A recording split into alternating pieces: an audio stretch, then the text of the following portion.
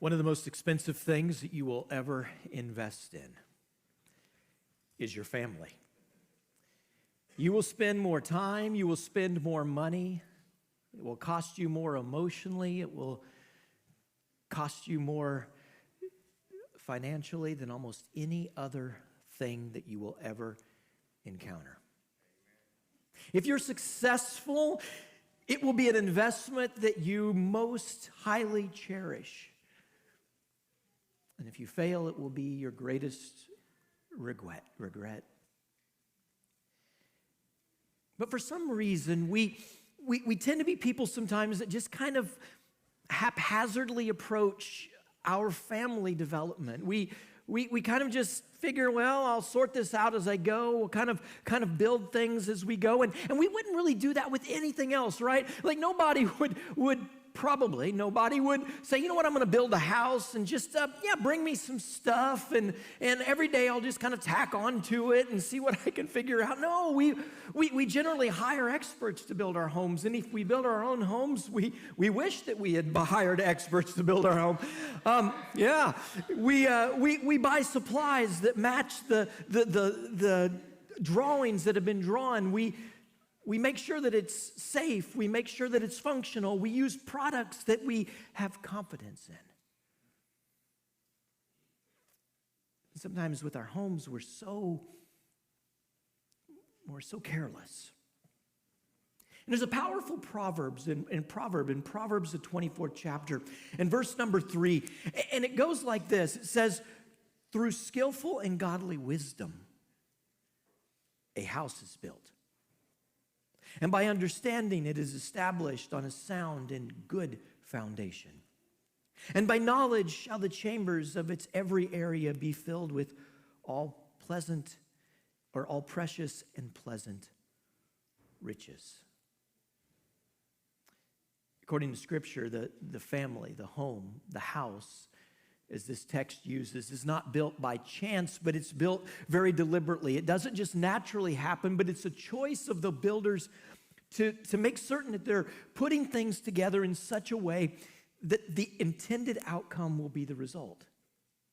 And I think probably all of us have tried enough DIY projects to know that just because you have the right materials and you have a good intention and maybe you have a little bit of experience in that area doesn't necessarily guarantee success, does it? There's 1,000 million projects that I've tried over the years that I have been an absolute failure at. And probably you guys have as well. In fact, it's sometimes fun to watch people do DIY projects. I was talking to a friend of mine this past week who decided, I don't know why you decide this, but he decided that he was going to build a bass guitar out of Legos, all right? Now, I'm all into Legos. How many of you played with Legos when you were a kid? Yeah, some of you are still kids and you're playing with Legos. Yeah, I loved Legos. I never felt the need to build an electric guitar out of Legos, but he did. And so I'm like, well, how did you do that? He said, well, I built the body, I did all this stuff. And then he poured epoxy over it, right? So he had done a little research on the internet, and he had found out that what you do is you make a form out of MDF, and you spray some spray in there, and then you just pour the epoxy into the MDF frame, and voila, when the epoxy cures, it pops out like cookies off of a greased cookie sheet, and life is good. Except that something went very wrong in that. And so when he went to go take the MDF off of the guitar form that he was building, they had become one. They had married one another in the night, and there was no getting it off. He's literally chipping it off with a hammer and a chisel. There's a huge mess all over his garage, all over his driveway. That's how a lot of projects go. And you know what? If you're building a bass guitar out of Legos, who cares, right? But when you're building a family, when you're investing in the hearts of little children that maybe God has blessed to you, when you're working in the intimate space that we call a home, there's not a lot of option for failure. There's not a lot of margin for risk.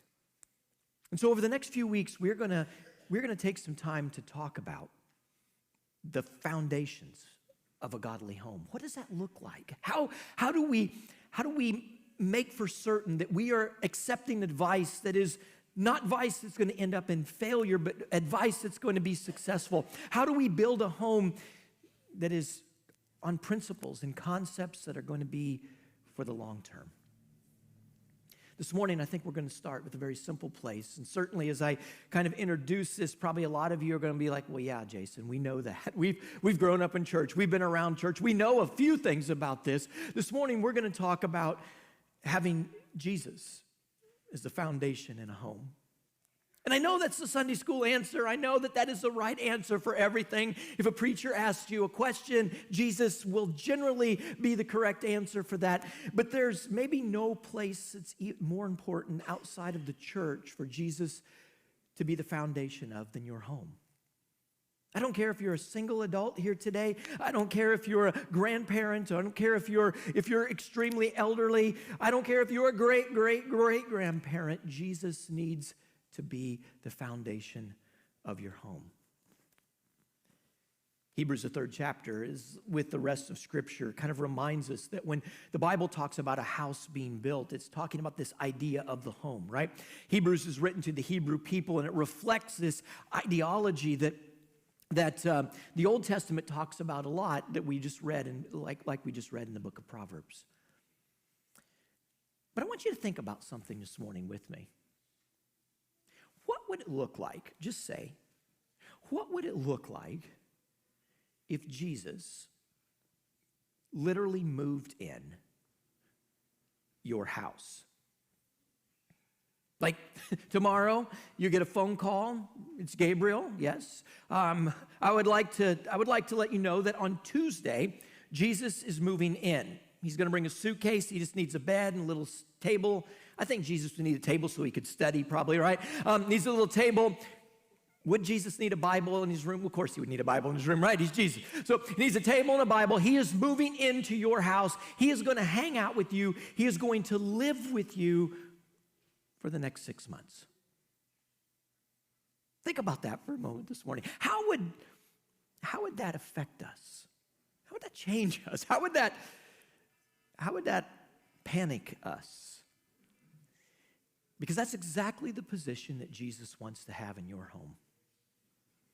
He wants to live there. He wants to abide with us there. And so this morning, we're going to talk about 3 ways that we might know that Jesus is abiding in our home. 3 things that when Jesus abides there just naturally accompany his presence. And I have to admit to you this morning that this is just 3 of the things that are kind of on the top of the shelf. Certainly there's a lot more that would come along with it. But when Jesus is in our home, when our home is a Christ-centered home, it is marked by love, not perfection. One of the most extraordinary things about Jesus coming into this world is that he came into this world in the first place. The book of Hebrews and the Old Testament powerfully illustrate how that God is a holy God. In fact, Scripture says that our righteous acts, our best parts, are like filthy rags to God. In comparison to his goodness, we are absolute failures.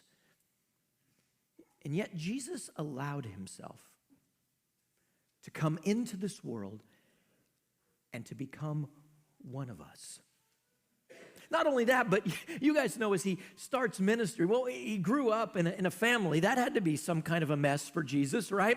Brothers and sisters, the natural selfish human tendencies displaying themselves, the flawed parts of both of his parents, although they were wonderful people. You can just get on along the edges and you get the hints that they were human, right? Mary, when Jesus is in the temple at age 12, her immediate response to Jesus hanging around, teaching the scribes and Pharisees in the temple isn't, my goodness, you're smarter than I thought you were, son. It's, why did you do this to us, right? They were human. And then he selects 12 guys that are going to be his earthly family in a sense. They were his closest companions, the apostles. And talk about a wreck those guys were. In fact, it seems like Jesus intentionally looked for broken people. And he pulled them in and he said, hey, we're going to make a team together. People that couldn't have been any different from one another. Jesus understood that what we need as humans. And what a family and a home should be built on is love, not just perfection. The Bible calls us to work toward perfection. But it always calls us to work toward that perfection, to become better people, to become more spiritual people, to develop not just physically our talents and abilities here, but our spiritual connection with God through the opportunity of love. John would write back years after the ministry with Jesus in 2 John, the 6th verse, and he says, "As you have heard from the beginning, his command is that you walk in love." That's what Jesus did that was so different about Jesus. You know, like a lot of times we look at the stories of Jesus and we're compelled by Jesus, and we wonder, how is it that these people were attracted to Jesus? How is it that Jesus could have such a powerful influence on people? There was this thing about Jesus that people recognized. The Apostle Paul alludes to this somewhat in the opening verses of 1 Corinthians, the 13th chapter, when he talks about the importance of love, right? And he said that you can speak in the tongues of men and of angels, but if you don't have love, you're a resounding gong and a clanging cymbal. You're noise. Because even though you're a powerful orator, even though you have the command of language, do you know how to make that language connect with the heart? Because that's what love does. He said that you could surrender your body to the flames. Well, actually, he said you could give everything away that you have ultimately. You could surrender your body to the flames, but if you have not love, you gain nothing. Because even though you might be a great philanthropist and a powerful giver, love compels people to themselves become givers. When we give without love, it just creates a kind of an environment where people want more, and they want more, and they want more. But when someone gives through the lens of love, then it's an environment that compels people to themselves give to others. That is the thing that we experience in Christianity, right? Jesus says, "As I have done for you, you also do for others, for one another." God has called us to have a Christ-centered home that is marked by love, not just perfection. When little children come into our homes, many of you have little children or have had little children, you know that in so many ways they are a blank slate. We are born with our own characters, strengths, and weaknesses, yes. And we are born with our own ability or inability to love. Our own consistency or our own consistency or inconsistency shapes our children. Our own healthy marriage or our lack of a healthy marriage has a powerful shaping effect on our children. Our own wisdom, our own ignorance, our own philosophies about child raising, about God, about other people, and about life in general, they soak into that young mind because there's no other option but for that. God puts them in our life, and this is what is normal for them. Our own personal habits and our behaviors that are modeled in front of our kids. Our own treatment of a child and others that are in our family. Our own attitudes towards other people. And probably a myriad of other obvious and not so obvious things affect and influence our kids in ways that sometimes we don't even imagine. Children are a product in more ways than we would like to consider of our home, of the environment that they experience there. And the first love that a child ever really knows, that first contact that a child ever really knows, comes from the mother and the father and those immediate family members, right?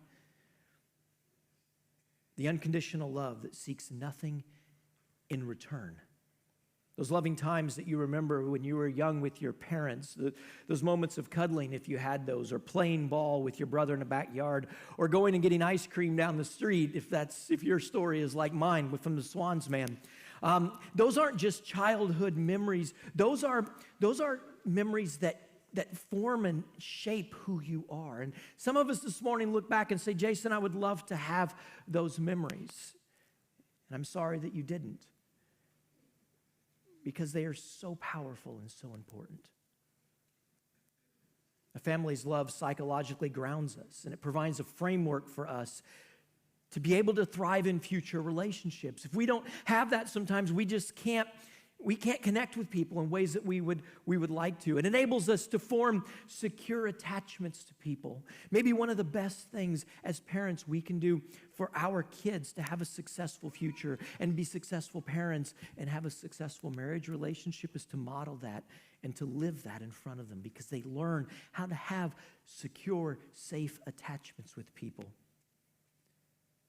Securely attached children feel safe and they feel cared for.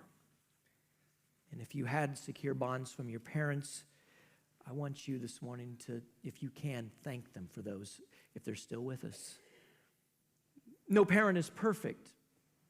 In fact, that's impossible to be perfect because the variables are way too big for all of us. And if you've raised children this morning, as I'm saying this, you are probably thinking about things that you would choose to do differently that probably would have a different outcome in your child's life. We can spend the rest of our life, what if? But the truth of the matter is that we only have today and tomorrow if the Lord gives us that. And let's do our part to be that loving person in our family context today, even if we haven't been that person before. When Jesus is one of the foundations of our family and of our home, there's a spirit of love there, not just an expectation of perfection. And that's a very important thing. In contrast, where there are only stark rules and expectations, there's no room for children to learn love or grace. I don't know how many of you guys have those moments, but I do have one of these moments. And I think maybe today the reason that I can understand what grace looks like is because of a mistake that happened to me as a young boy in a Baker Drug in uptown Knoxville, Iowa. You might not know this about me, but I can tend to be a little hyper. Okay, you all do, yeah. And so I go to the card store with my mom. Some of you have heard this story before. I go to the card store with my mom. My mom was a ferocious writer of notes to people. It was one of her gifts that God just used. She was a great writer. She knew when to send a card and what to write in a card, but this required my mom getting the cards. And as you might imagine, she was a bit of a perfectionist, and Hallmark writes a lot of cards with a lot of different phrases, right? If you're like me, you just walk in, you find one appropriate, maybe funny, you buy that one, you take it, and you send it. Not my mother. My mother read every card in the entire section. And she would always say, Jason, as we went into Baker Drug, don't break anything. This is because Baker Drug not only had racks of cards, which were unbreakable, and I would spend some time looking at the funny ones, but they also had these dolls, these Precious Moments dolls. How many of you remember the Precious Moments dolls? Oh my goodness. I still have nightmares about them. I realize now this story is probably why. I'm in the back. I've just talked to the pharmacist who has his elevated little thing in the back of those old pharmacies. You guys remember that, right? He's staring down at you. He was a pretty foreboding sort of guy. I learned later he was a really nice guy, but as a little kid, he looked scary. And so he said, hello, Jason. And I said, hello, because I grew up in Mayberry, y'all. Knoxville, Iowa is just about Mayberry. Everyone knows everybody there. And when I noticed that one of these precious tear-shaped or teardrop-shaped eye, enormously large head figurines had not been put back on the shelf quite appropriately. It was hanging precariously over, and in my little mind, I calculated that any kid with a head that big shouldn't be that close to the edge of the shelf, and so I would remedy the problem. So I stepped on my tippy toes but could barely reach. And so I concluded that just a 1-inch jump would give me the sufficient height to tap the Precious Moment doll back on the shelf just enough that he would be safe from his own peril. And I did, except that not only was I a hyper kid, I was extremely uncoordinated. I have no idea to this day what happened, but apparently one of those bodily gyrations of which I am capable and many of you have seen occurred at the point in time from which I decided to jump, and I actually jumped. Whatever it was, it caused 4 glass shelves full of Precious Moments figurines to fall from their resting place to the floor at my feet. And the moment that it happened, my mom knew exactly who was to blame. I assumed that my life was over because I knew how much those beautiful little figurines cost because my mom liked them. We bought them for her birthday. They cost $30, $40.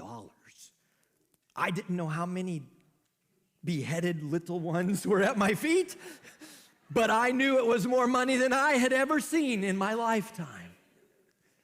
As my mother comes around the corner with horror, and the lady at the counter came around with horror as well, and the pharmacist looked down from on high, I was as broken and as low as I could ever get. My mom has gone to heaven, so I'm just going to tell you that my mom was not a particularly gentle person.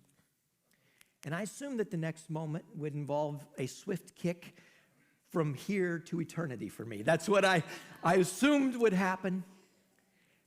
What my mother did, I will never forget. She just came and got down on the ground and put her arms around me and said, "Are you okay?" Guys, my mom was hard on me, but I never forgot that moment. I never forgot the moment when the pharmacist came from on high and got a dustpan and broom, and we swept all the little headless Precious Moments children into a dustpan. I never forgot the moment that he told me that I should help him put new shelves back on the deal, and we should put the ones that weren't broken back on the shelves. And he told me not to worry about how much it cost. That's what Jesus has done for us in a way so much bigger than those people ever did in my life. And guys, we need to model that love, that grace, and that mercy to those people who are part of what we call family. Matthew 19. There's this moment where Jesus is, it's had a long day. People have been bringing him sick people, demon-possessed people. Jesus is exhausted and tired. He has just gotten in an argument with some of the people about big things, right? Important adult stuff. And Matthew records what happens here at the end of that moment in Matthew, the 19th chapter, because it says in verse 13 that then people brought little children to Jesus for him to place his hands on them and to pray for them. But the disciples, they rebuked him. They said, "Get away. The master is busy. He has more important stuff to do than play with your children." I understand why they did that. And maybe some of you guys do too, because sometimes we think that the schedule is king. We think that accomplishments are God. We think that learning is the most important thing that we can do in this world. But Jesus heard them. In verse 14, Jesus said, "Let the little children come to me and do not hinder them, for the kingdom of heaven belongs to such as these." And when he had placed his hands on them, he went on from there. Let the little children come. The greatest thing that you can do, I don't care where you are and what kind of family you're in, the greatest thing that you can do in the life of a child is to bring them to Jesus. And one of the most powerful ways that you can do that is how you love them.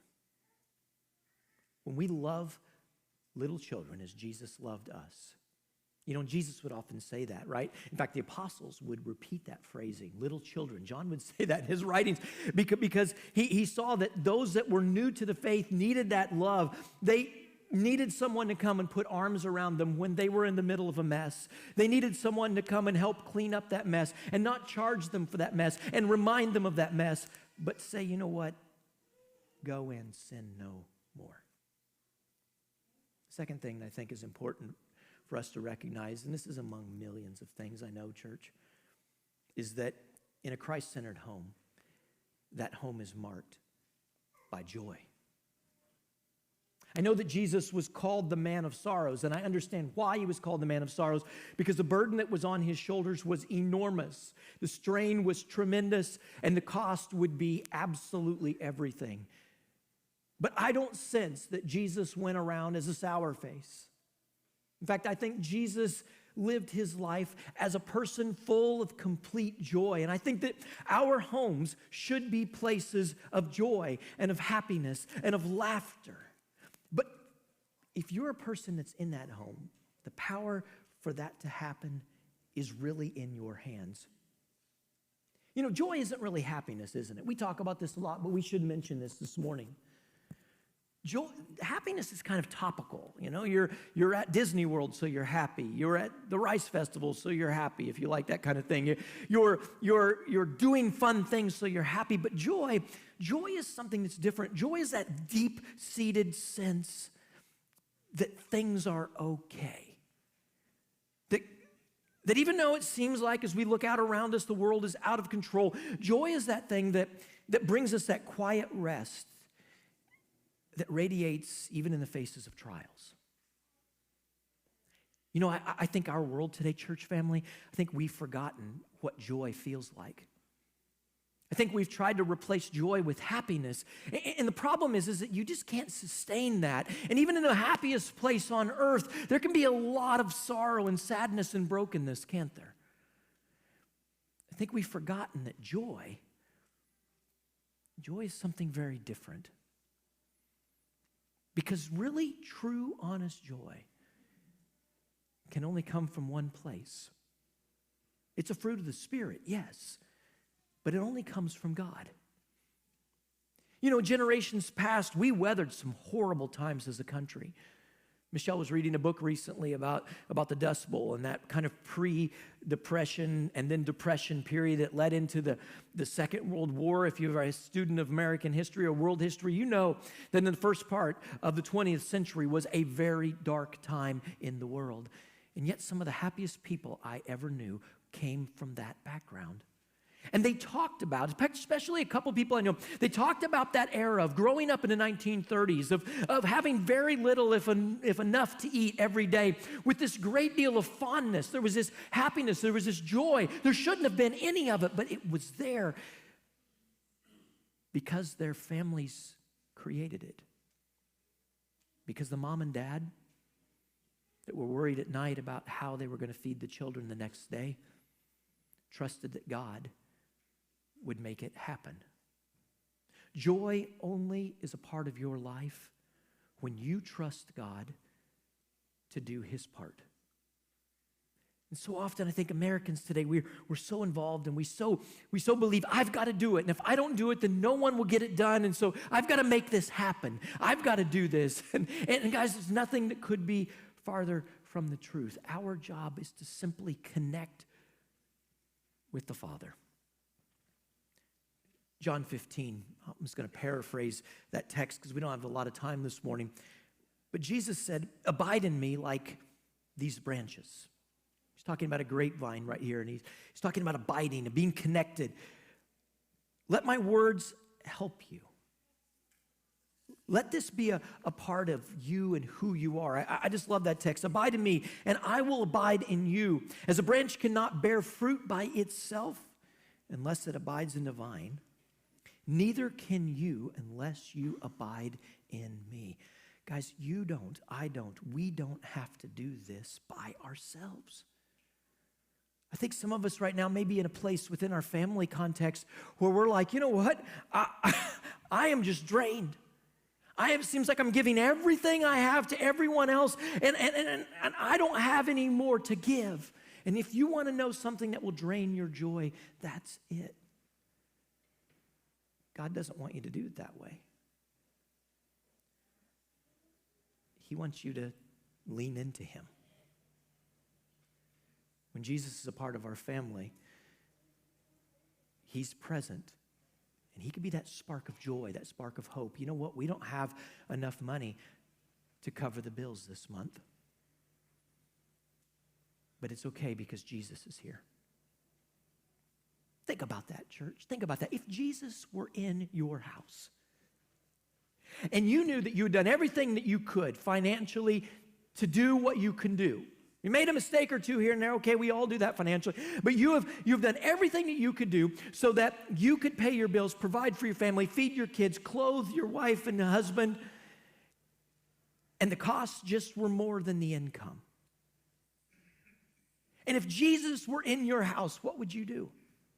I don't know what you would do, but I know what I would do. Hey, Jesus. Yeah. Can I come in? Sure. I'd like to talk about this, Jesus, because we have a problem. We love having you here and all, but you eat too much. No, I'm just kidding. We have a problem, Lord, because we can't make the bills this month. You're the creator of the universe. You own the cattle on 1,000 hills. I sang that song when I was in youth group. Can you sell a couple of those? Can you make this happen? Guys, I think sometimes we just complicate prayer. We just make prayer into be this big thing where we have to use flowery words and big language. And sometimes we should go to God and probably say, Lord, you know what the problem is here is I was irresponsible this month and I wasted money and I don't have enough to cover the bills, but Lord, I need help. I'm not saying that God is going to come through every time. I can just tell you this. In Michelle and my life, he comes through time and time again. He provides for our needs. Sometimes he does it at the 9th hour at 11:55, but he does it.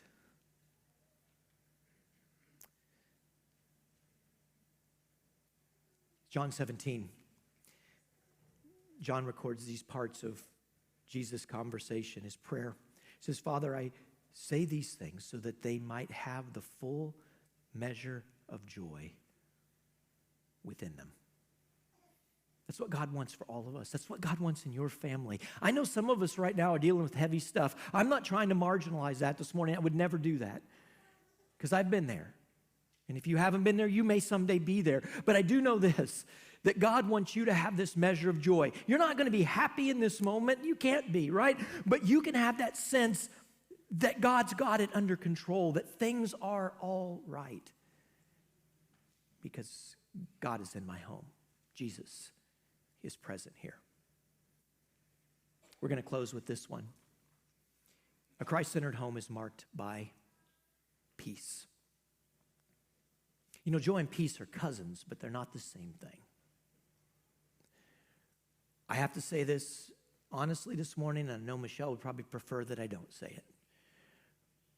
But one of the most valuable things for me has been that our home has always been a place of peace. You guys know what I do for a living. You may not know all of it's involved in this, but this isn't always fun. This is stressful. Sometimes you walk away from a day of work and you just want to throw your hands up and say, Lord, I have no idea what I am supposed to do about this because there isn't anything you can do about it. And then I walk into the door of my house and I'm home. It's secure there. It's safe there. And you know, I've been spoiled. I feel bad this morning telling anything about my story because I feel like some of you haven't had this, and my heart hurts for that because every kid should have that. But I can still remember days walking home from school, parking my blue banana seat bicycle in the garage, right? Jumping through the door of the house, and my mom was there. She was able to stay home in those days. And she would have cookies on the table, and she would say, hey, Jason, holler at the boys and tell them I baked. They were waiting at the end of the driveway to see if mom had baked, right? They're like, hey, come on in, guys. All right, boy. And this house would just fill up with people, and they're eating cookies, a bunch of stinky kids from junior high that had just played outside and rode their bikes home. But there was just this peace, this beauty about that. And guys, I preach about this morning because I want you to have that in your home. I want you to have the peace that comes from Jesus being there. 1 Corinthians, the 14th chapter, Paul reminds us that God is not a God of confusion, but he's a God of peace. And that's exactly who God is. Peace doesn't just happen, though. We have to pursue it. And I think of all the people in the New Testament, Peter knew this. Peter wrote in 1 Peter 3 and verse 11, he says, and whoever desires to love life and to see good days. I hope that's all of us here this morning. I hope that all of us desire, if you're not in that place right now, you desire that someday you will love life and that you will see good days. Here's the advice that Peter gives, and Peter should know. Let him keep his tongue from evil and keep his lips from speaking deceit. You know, one of the most powerful things we can do, and we're going to talk about this in a few weeks, but one of the most powerful things we can do to create that peace within the home is to make certain that we are paying attention to the kinds of things that are coming out of our mouths. There used to be an old phrase when I was a kid that said, sticks and stones, you guys know it, may break my bones, but names will never hurt me. That's a lie, and we all know it, don't we? The words that a parent says have a huge and damaging effect. When I was in high school, I remember one particular night where I was laying in bed, and we were going through a difficult season as a family. My dad had been off from work for an extended period of time. The work hadn't been paying, so there was financial stress. My mom was going through some things both in her family, with her family and with her own health. There was stress in our home. And I remember one night it boiled over. And we lived in a house at this time. We'd moved off the farm. We lived in a house that was 969 square feet. Tiny. Every other house in our neighborhood had a basement. We were like this little tiny house. My mom and dad had done exactly what financial planners say to do. Buy the smallest house in a neighborhood of big houses, right? That's exactly what they had done. 969 square feet, 2-bedroom home, tiny. And it was built as a track house, which means that the walls were like paper, I think. I don't know. They were 2x3s, literally. And there was no insulation, so if there was something said in another room, I could hear it. My mom and dad were trying to have an argument without raising their voices, but I could hear every word. I wouldn't tell this story if they're here, but they're in heaven now. And I think they would want me to tell it, because that completely destroyed my self-confidence for a season. I didn't know where I stood in the world, because the peace that was supposed to be at my house wasn't there. And I'm telling you this story this morning for those of you who are struggling right now. I know some of us have had things that have blown apart, and I'm not guilting you this morning, so please don't think that that's what I'm doing. I'm not. But those of us who are arguing and struggling in the presence of our children, you might not think they can hear you. They can hear you. Even if they can't hear you, they can sense it. Kids are born with super hyper sensitive antenna when it comes to peace in the home. They know when peace exists and when peace doesn't. And I'm not saying that two married people are always going to live in marital bliss, because we all know that's not going to happen either. But can I ask you this morning to work with everything you have to restore that peace as quickly as possible? Don't let your pride, don't let self-righteousness get in the way of restoring peace. And Peter tells us how to do that. He says, keep your tongue from evil and don't lie to one another. Let him turn away from evil and do good. Let him seek peace and pursue it.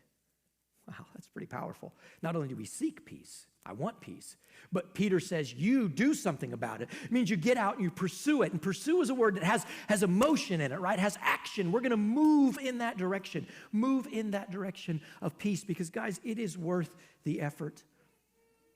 It takes effort to maintain a peaceful home,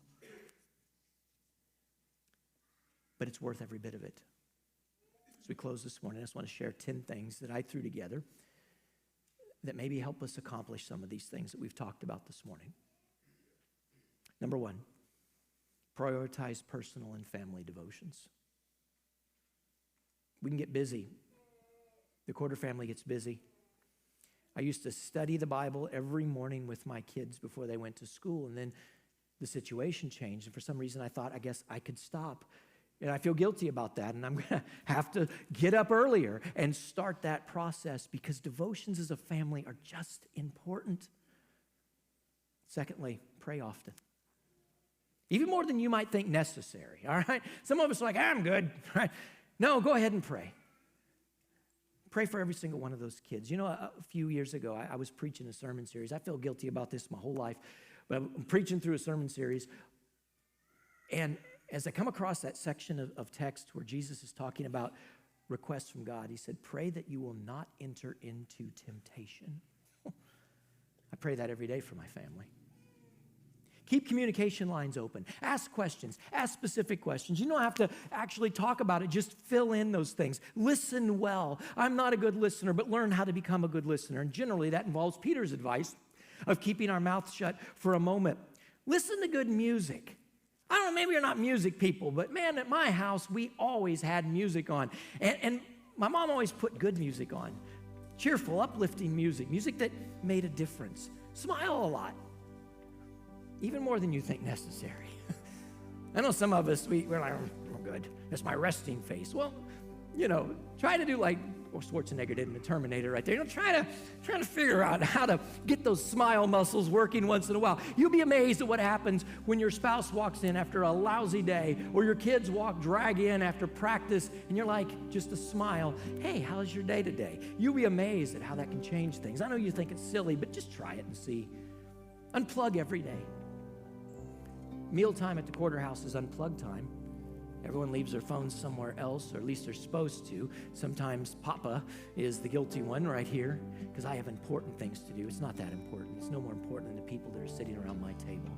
Unplug that phone. Overuse please and thank you and I'm sorry and I love you and my pleasure. You know, Chick-fil-A figured something out. When you tell people, I enjoyed doing that for you. Even if you don't mean it, people think you mean it, and they come back there and buy more chicken sandwiches. You know what? Sometimes the people that we love the most just need to know that we love to be their family. Make God's name and his word evident in every area, in every situation. Maybe today you're looking at this and you're like, Jason, that's great, but that ship has sailed. There's problems in my home that are bigger than me. I want to challenge every one of us in this room, whether you have a broken family story or a perfect, beautiful family story. I want to challenge you to do something this morning. I want to challenge you to bring Jesus home.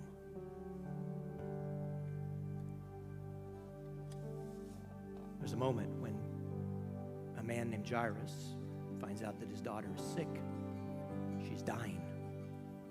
He's a ruler of a synagogue, and he's not certain about Jesus, but he's desperate. And so he goes over to where Jesus is, and he says, Jesus, can you come to my house, and can you heal my daughter? In fact, Mark records the story in Mark, the 5th chapter. I'm just going to read it for you this morning. It says that when he saw him, he fell at his feet, and he begged with him earnestly, saying, my little daughter lies at the point of death.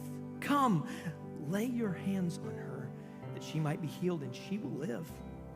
And while he was still speaking, someone came from the ruler of the synagogue's house and he said, your daughter's dead. Why trouble the teacher anymore? There's always people in this world that are going to say, you can't fix that.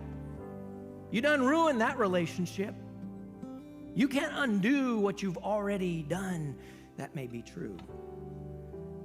But Jairus wasn't just bringing any old person home. Jairus was bringing Jesus home. If you don't know this story, I want you to listen up what happens. Because as soon as, Mark records, Jesus heard the word was spoken, he said to the ruler of the synagogue, do not be afraid. Some of us in this room this morning are scared to death about the future. We're scared to death about our own marriages. We're scared to death about our children and about our family. And if you're bringing Jesus home, don't be afraid. If you're not bringing Jesus home, you should be afraid. But if you're bringing Jesus home, Jesus says, don't be afraid. And he permitted no one to follow him except Peter, James, and John. When they came to the house, the ruler of the synagogue, they saw turmoil. And those who wept wailed loudly. You know, anytime things aren't right in the home, there's going to be some turmoil. There's going to be some ruckus. There's going to be some wailing. And when he came in, he said to them, why make this commotion and weep? This child is not dead, but sleeping. And if you know the story, you know they're like, oh, whatever, Jesus. We know dead when we see dead. We know broken when we see broken. We know unrepairable when we see unrepairable. And Jesus rebuked them. Then he took the child by the hand. He ridiculed him, and when he put them all outside, man, I just got to say this. I know we're out of time this morning, but I got to say this. If your marriage is in trouble, put those people outside. I don't care who they are in your life. If they're not for your marriage, if they're not for reconciliation, if they're not for Jesus coming into your home, get them out. They're not going to help you, and they're going to distract Jesus from what he wants to do in your home. Jesus put them out. So get out of here. Then he took the father and the mother of the child, and Peter, James, and John, and he entered where the child was laying. And he took the child by the hand, and he said to her, a phrase in Aramaic,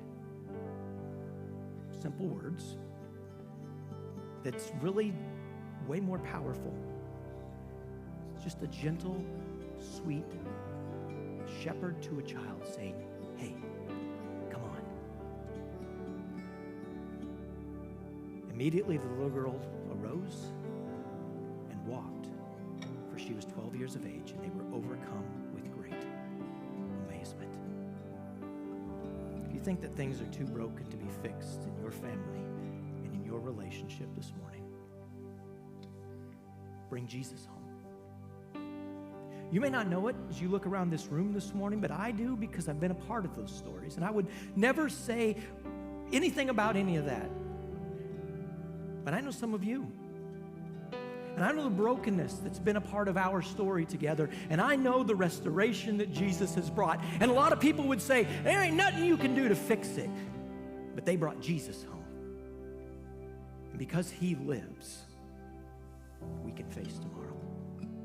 Church family, let's stand together and sing a beautiful old hymn. I'm going to start you in this hymn this morning, but I need you guys to sing really loud, because this is an emotional